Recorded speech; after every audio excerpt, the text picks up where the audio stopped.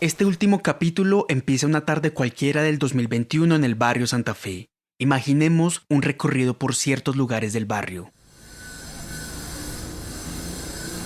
Empezamos en las marmolerías que están cerca al cementerio central.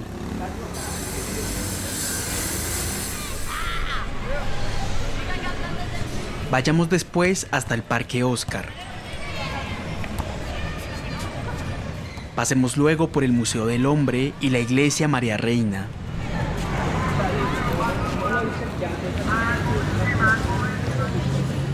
Caminemos por la Transversal 17. Aún quedan algunos árboles en mitad de la Alameda. Pasemos por la famosa surtidora de aves de la 22, luego por el Parque Santa Fe. Y finalmente, adentrémonos por las calles residenciales. Echemos un vistazo a esas edificaciones antiguas, de diversos estilos, formas y tamaños. Imaginen que en varios de esos lugares por los que hemos pasado, hay carteles en paredes y ventanas que tienen esta frase: Residentes del barrio Santa Fe, en defensa del territorio. Estos carteles anuncian una organización, una resistencia.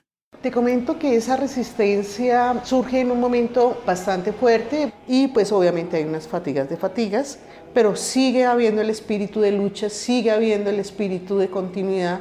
Aún no lo sabemos, pero tras estos carteles se puede leer un pasado, presente y futuro del barrio Santa Fe. Quien habló antes es Liliana Ramos. Ella es profesora y artista y ha llevado a cabo varios procesos de investigación, creación y activismo en torno a la localidad de Los Mártires y el barrio Santa Fe, en donde vive. Son muchas cosas las que se han vivido en este barrio. Yo tengo una amiga que me dice, Liliana primero aprendió a decir mártires antes de decir mamá. Pues, obviamente es uno de mis temas reiterativos. Este podcast termina con la visión de Liliana sobre el pasado del barrio, sus tensiones y resistencias en el presente y sus amenazas a futuro. Este capítulo es una postal del Santa Fe a través de la mirada y la voz de alguien que siente muy propio este lugar, porque lo habita desde hace décadas. Imagínate toda esa lucha que venimos histórica, ¿cierto? O sea, una resistencia de tantos y tantos años, porque la resiliencia de este barrio ha sido total. Mi nombre es Johnny Martínez Cano y esta es la última entrega de Barrio Santa Fe, espacios íntimos atravesados por la migración y el tiempo. Capítulo 7. Carteles que protestan en paredes y ventanas. Empecemos por contar cuándo y dónde surge el interés de Liliana por el pasado del barrio Santa Fe. Esa génesis, dice ella, está en su infancia, en la casa de sus abuelos que quedaba en el barrio.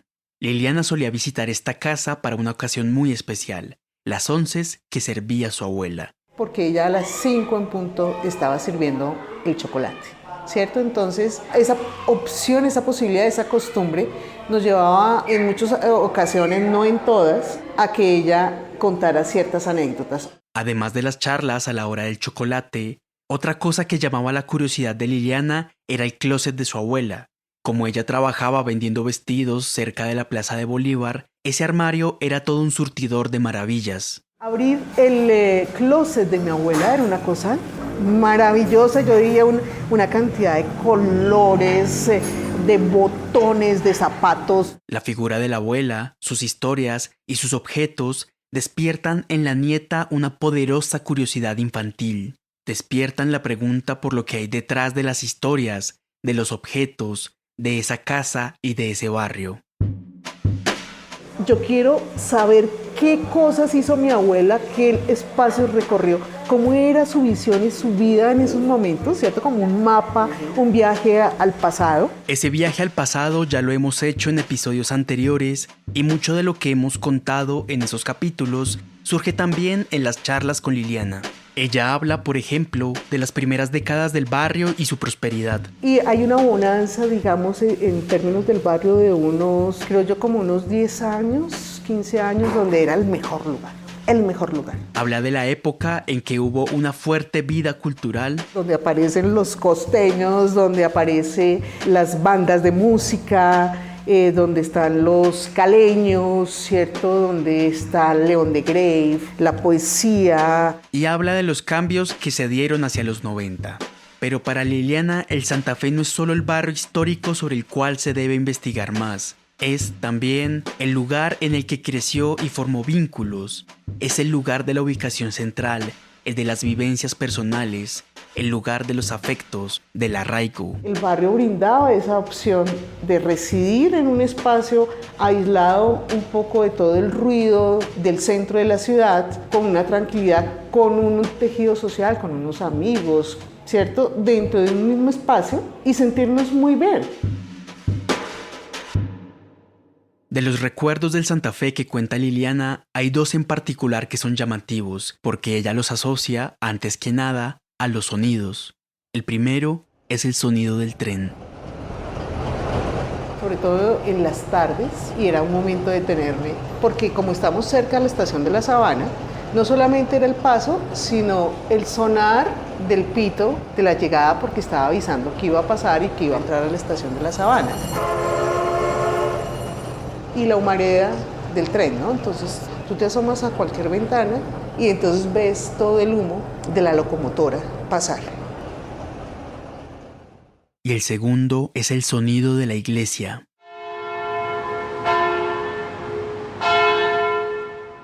Ocho de la mañana, María Reina toca sus campanas para avisar que va a empezar la misa. Mira que llegó un momento en que coincidieron los tiempos porque era el tren, pasaba un momento y el otro momento empezaban a sonar las campanas.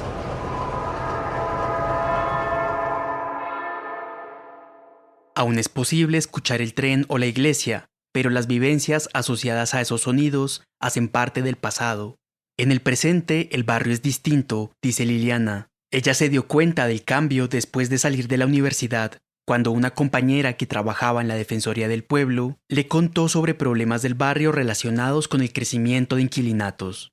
Liliana no lo quería creer, pero a partir de esta noticia entendió que ese barrio que ella conocía y quería ya no existía. Ahora era distinto. Y es ahí cuando yo empiezo a desligarme de ese barrio, de mi niñez, ¿cierto? De mi adolescencia, y empiezo a ver una otra realidad. Efectivamente, ya no hay tantas personas como había antes, tantos conocidos. Los apartamentos a los cuales yo iba de visita se empiezan a transformar en otros espacios y empiezan a perderse las identidades arquitectónicas y comienza a, obviamente, haber otro tipo de personas en el espacio. Es difícil establecer el motivo exacto que llevó a que el Santa Fe pasara de ser ese barrio tranquilo de la infancia de Liliana a ser el lugar marcado por el estigma que conocemos en el presente.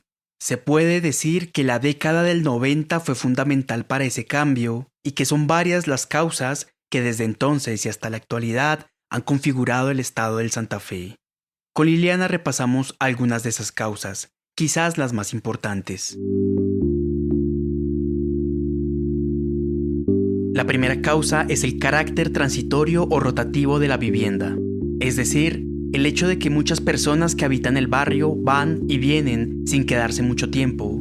Es verdad que hay residentes que llevan allí décadas, pero también es cierto que la cercanía del Santa Fe a la estación del ferrocarril de la Sabana hizo que desde siempre fuera un lugar de llegada para viajeros y de estadías cortas. Y hacia la década del 70, después de que se fueran los primeros habitantes del barrio, llegó un alto número de población estudiantil. Entonces viene el migrante de la costa atlántica que viene muy particularmente a estudiar. Sí, entonces aquí se crean muchas residencias, muchas casas. Con los años fueron aumentando los inquilinatos, hoteles y habitaciones pagadiario, lo que llevó a que se presentaran ciertos problemas en el barrio. Es porque efectivamente cambian los usos total. Y es que algunas edificaciones son tomadas por personas que quieren usufructuar de la edificación, que transforman la edificación y terminan volviendo inquilinatos, generando unas graves afectaciones a la arquitectura de la edificación, a los vecinos. ¿Sí? Entonces es cuando ya uno empieza a decir, está pasando algo, porque es más que evidente. Y en los últimos años, quizás por ese carácter de la vivienda, Han llegado al barrio muchos migrantes venezolanos que se han instalado en pagadiarios. Este es un tema difícil de abordar, pero lo cierto es que el aumento desbordado de personas en las edificaciones ha generado discordias entre residentes antiguos por el uso de espacios, el ruido, la seguridad, la limpieza y el cuidado de las calles. Para Liliana, el choque entre residentes antiguos y migrantes se debe antes que nada a una falta de arraigo. En este momento tenemos una migración que posiblemente están esperando que el día de mañana se puedan devolver y entonces no construyen relaciones fuertes ni lazos fuertes. Para Liliana, que aumente el número de personas que están de paso en el barrio hace muy difícil una organización conjunta para cuidar y defender el Santa Fe. Otra causa que determinó el estado actual del barrio fue, por supuesto, la designación de la zona de alto impacto, también llamada zona de tolerancia, a inicios de este siglo. Que yo creo que es la peor decisión que se ha tomado en un espacio interno de la ciudad. Ya en el segundo episodio había dicho que la aprobación de la zona de tolerancia se dio en contra de la voluntad de los residentes del barrio y que con esta designación se creó una tensión entre los residentes por un lado y la alcaldía y los dueños de los negocios por otro lado. Liliana añade que esa tensión se despliega en las mismas calles del Santa Fe.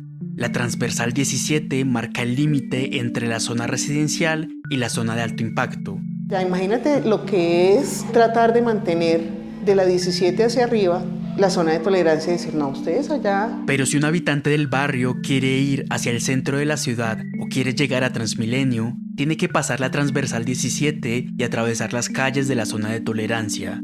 Esas calles forman una especie de muro, un muro que de cierta manera mantiene aislada la parte residencial del Santa Fe. Es un muro real. Y tenemos que trasladarnos, pasar por el medio de zona de tolerancia, para ir y venir. Sobre el tema de la zona de tolerancia, Liliana hace la pregunta muy pertinente de por qué se escogió en particular la zona del Santa Fe. Porque si bien es cierto, había casas de lenocinio, también las había en Chapinero, también las había en otros lugares de la ciudad. Porque 10 lugares de lenocinio son privilegiados respecto a 50 manzanas del barrio. Entonces la gran pregunta es ¿por qué aquí y no allá? Claro. ¿Y por qué se privilegia sobre la vocación residencial y pseudo comercial que tenía en ese momento el barrio?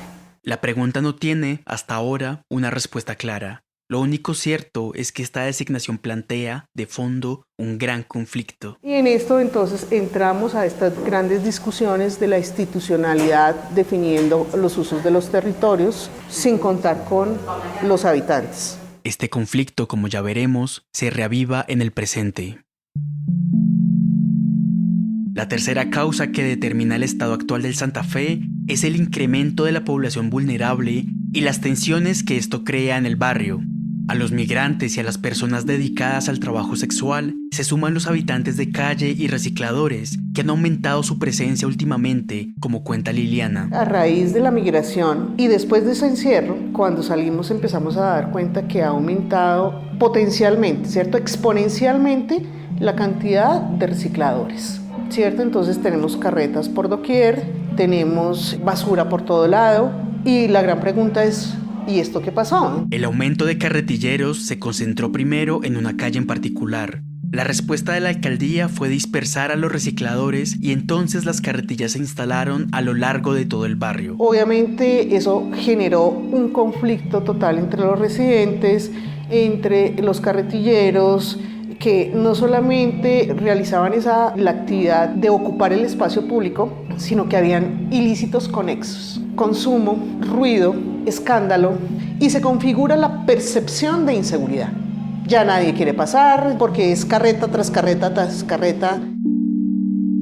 Ante esta situación, la nueva solución que planteó la alcaldía fue crear un centro de carretilleros que funcione todo el día, ubicado en unas bodegas de la calle 24. La propuesta no ha sido bien recibida por los residentes del barrio, pues temen que el lugar se vuelva un punto de concentración masivo y que la situación se salga de control. Esto va a ser un boomerang, ¿cierto? En donde todos los demás van a llegar y vamos a tener toda la carga de carreteros, cero normas, cero reglas, consumidores, porque no hay formación, no hay normas, no hay política.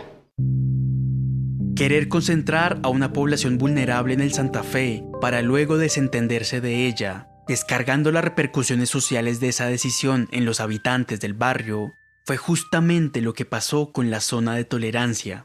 Por eso, los residentes tienen razones para desconfiar de este proyecto y para oponerse crearon un movimiento de protesta y resistencia. Pero ya hablaremos de eso más adelante. Por ahora lo importante es resaltar que la situación social del Santa Fe es complicada, está deteriorado su tejido social, lleno de tensiones, y las instituciones, antes que ayudar, han contribuido a acrecentar esa situación. La cuarta causa del estado actual del barrio tiene que ver con las vías y los proyectos de movilidad. Por un lado, con los años ha cambiado el uso de las vías del Santa Fe, y las vías principales están seriamente descuidadas. Estamos hablando 22, estamos hablando 24. Incluso la avenida Caracas, cuyo límite con el Santa Fe fue uno de los grandes atractivos del barrio en sus primeras décadas, está en muy mal estado. Yo me pregunto, y no sé si algún oyente se quiera preguntar o se dé respuesta a por qué un punto tan central como la Caracas con 26 es un desastre. Por otro lado, la ubicación central del Santa Fe, que es una de sus mayores ventajas, también le juega en contra, pues hace que sea un lugar estratégico para importantes proyectos de transporte que terminan por alterar la dinámica del barrio. Por ejemplo, la construcción de la troncal de Transmilenio de la Caracas en el año 2000 creó una barrera entre el barrio y el centro de la ciudad, una barrera que se hizo más fuerte con la aprobación de la zona de tolerancia. Y ahora tenemos un nuevo proyecto de movilidad, el metro. Y es que ya viene, entonces eso ya está. Entonces todos estos inmuebles que ustedes ven desocupados pasando la Caracas son predios que van para el metro. Aquí estamos hablando de un territorio necesario para la articulación de la movilidad en la ciudad, que pasa por todo el territorio de Mártires, pero por esta esquina, que es la esquina final de esta localidad, que es el Santa Fe, es fundamental. En la avenida Caracas, entre calles 24 y 26, y entre la transversal 17 y la calle 13, limitando con el barrio Santa Fe y apropiándose de algunas de sus manzanas, se tiene proyectado todo un complejo llamado Estación Central, que permitirá conectar Transmilenio, Metro y Regiotram de Occidente, el plan de tren eléctrico para transporte regional. Este enorme proyecto, que además contempla la construcción de 2.800 viviendas, así como oficinas y comercio, sin duda transformará de una manera muy fuerte las dinámicas del Santa Fe, si no es que lleva a su futura desaparición. Este barrio, yo realmente lo digo más como investigadora que como residente, yo le auguro muy mal futuro en términos de sostenimiento territorial. Este es quizás uno de los futuros más temidos, la desaparición del Santa Fe por todas las causas que se han nombrado. Para pensar esto hay que ver las intervenciones recientes que la alcaldía ha hecho en el barrio. Hace poco, por ejemplo, se cerró y se aplicó extinción de dominio al Club Nocturno La Piscina, ubicado en la zona de tolerancia, pues se descubrió que el sitio funcionaba como expendio de drogas. Yo realmente, y seguramente cualquiera, te podría decir, pero es que eso siempre ha sido así. La pregunta sobre el cierre es por qué ahora y no antes. Entonces, ¿qué cambió ahora? ¿Cuáles son los intereses en donde hay una extinción de dominio sobre un lugar que tenía esas prácticas de tiempo atrás? Y ahí es cuando uno se tiene que preguntar hacia dónde va ese interés. Esa es la pregunta mayor. ¿Qué es lo que buscan las instituciones de la ciudad con el Santa Fe? ¿Cuáles son los intereses, cierto, en permitir que se deteriore? El análisis que hacemos con Liliana lleva a pensar que en el fondo lo que se logra con ese deterioro es justificar ante la ciudad la desaparición del barrio y la construcción de algo distinto en su lugar. Entonces tú ves, es un caos y un desorden. Y eso te permite argumentar y permite argumentar a las instituciones, a la ciudad, a el que desea decir, sí, es que estaba como feíto, entonces mejor que se vaya y tengamos la ciudad bonita. Pero es que no es una concepción de la ciudad bonita, ¿cierto? Es una concepción de lo que han hecho para que se convierta ese espacio en lo que es actualmente. Como investigadora, Liliana ha visto que este proceder se ha aplicado en otros barrios en los cuales se han montado grandes proyectos de edificaciones. Sencillamente los barrios han desaparecido para darle pie a ciertos intereses privados, otros poderes inmobiliarios, urbanizaciones. Y vamos como en la misma sentido. Estas ideas cobran más peso si pensamos en el Plan de Ordenamiento Territorial de Bogotá, el POT, que se aprobó el pasado diciembre del 2021. Este POT determina cómo y dónde crecerá la ciudad en los próximos 12 años, y uno de sus puntos polémicos son los llamados proyectos de renovación urbana. Con estos proyectos se busca no expandir tanto la ciudad, sino construir sobre lo que ya está. En otras palabras, se planea tumbar inmuebles para hacer edificios más altos. Y si alguien se niega a vender su casa para estos proyectos, simplemente, por ley, la casa se puede expropiar. A los ojos de la alcaldía, este plan de renovación urbana en un barrio como el Santa Fe significaría recuperar, entre comillas, claro, una zona deteriorada. Esa parte de renovación urbana lo que busca es utilizar esos inmuebles que ya fueron deteriorados previamente, impactados social. Entonces teníamos patrimonios bellísimos en la zona de alto impacto que fueron incendiados, que ahora son guaridas de indigentes, consumidores, y donde no apareció el Estado. Liliana dice que lo único que podría proteger al Santa Fe sería su rico carácter patrimonial. Un barrio patrimonial como el Santa Fe está para ser recorrido, ser conocido, ser habitado y disfrutarlo. No desde una visión como la piscina, pues seguramente habrá muchos lugares, pero lugares patrimoniales como este no hay muchos en Bogotá y los hemos venido perdiendo. Tal vez este es uno de los pocos que queda en ese conjunto de elementos históricos y arquitectónicos que le puede hablar a la ciudad de otra manera. Pero para que esto fuera posible, la alcaldía debería tener proyectos de redesarrollo que permitieran la recuperación de ese patrimonio deteriorado y del tejido social alrededor del mismo. Sin embargo, la visión de ciudad que plantea el POT no parece ir por ese lado. Antes que proteger, redesarrollar y conservar, lo que se busca es tumbar y construir de nuevo, construir en altura.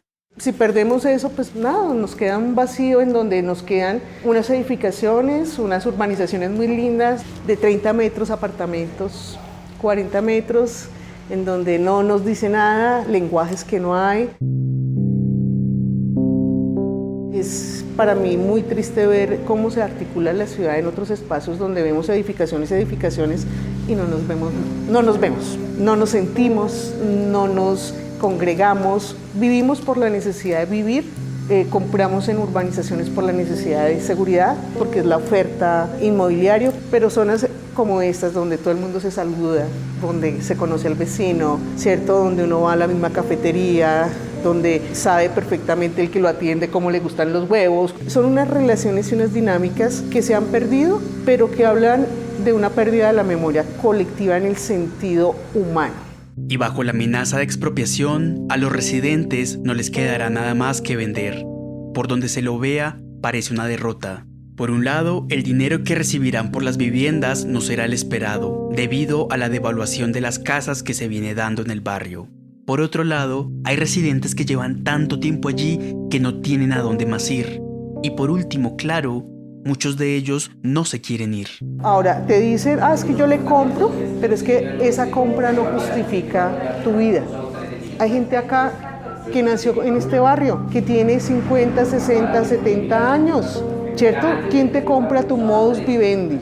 ¿Quién te compra tus experiencias de recorridos, tu familiaridad, tu comodidad, tu existencia? Nadie te la puede comprar.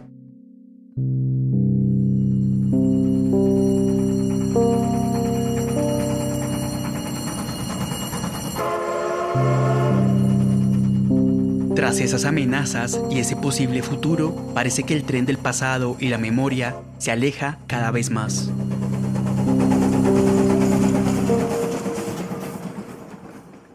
Pero volvamos al presente, al inicio del episodio, a los carteles que en las paredes y las ventanas anuncian una defensa del territorio. Esos carteles se hicieron para expresar la oposición de los residentes del barrio al proyecto del centro de carretilleros que planteó la alcaldía. Y esa oposición llevó a unas acciones concretas. Inicialmente mesas técnicas en donde tratamos 3 elementos fundamentales: lo jurídico, lo arquitectónico y lo social, que es el eje. Lo social es el eje. La segunda acción tiene que ver con una organización barrial. La comunidad nos organizamos, se organiza y se crea algo que denominamos el CCC, Centro de Control Comunitario, cuyo objetivo era parquearse enfrente de la puerta de las bodegas y no dejar pasar a las instituciones. Una protesta directa, legítima, en derecho, en la medida en que las instituciones hicieron caso omiso a las peticiones y que pasaron por encima de una comunidad. Pero los carteles son también el símbolo de una resistencia mucho más antigua. Los habitantes del barrio Santa Fe llevan décadas resistiendo a todo aquello de lo que he hablado en este capítulo. Pagadiarios, migraciones, zona de tolerancia, difíciles situaciones sociales, decisiones erradas de las alcaldías, proyectos de construcción amenazantes. Esos carteles hablan del arraigo de una comunidad a su territorio. Son una muestra de amor al Santa Fe y a la vez son un lamento ante un barrio que se está ahogando. Lo están ahogando de una manera que se siente en la piel, se siente en cada mañana, se siente en la fatiga de las personas, se siente en el deseo de las personas y la tristeza que tienen.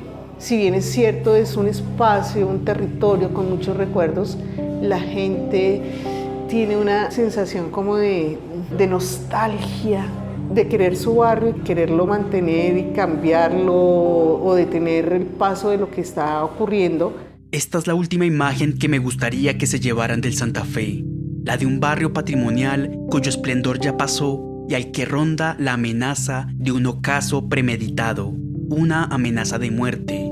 Y sin embargo, en este barrio late, como si fuera su propio corazón, una resistencia.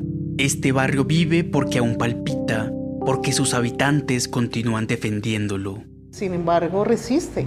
Muchos de esos elementos en el barrio tienen esa misma connotación, una resistencia, y vamos a quedarnos aquí como que hasta que nos dé el último cuarto de hora, el último momento. El Santa Fe se abrió ante nosotros para que lo leyéramos y diéramos constancia de su vida, sus habitantes, sus historias, su pasado y sus profundas relaciones con la historia de toda una ciudad. Todo esto está oculto tras el estigma del barrio peligroso y el barrio de la zona de tolerancia. Imágenes que ante los ojos de la ciudad terminarían por justificar una desaparición que no merece. No se lo merece este barrio, no se lo merece Bogotá en la medida en que pierde uno de sus elementos, una de sus células. Perder Santa Fe es perder un pedazo, ¿cierto? No solo de su historia, sino de ese entramado de existencia de la ciudad.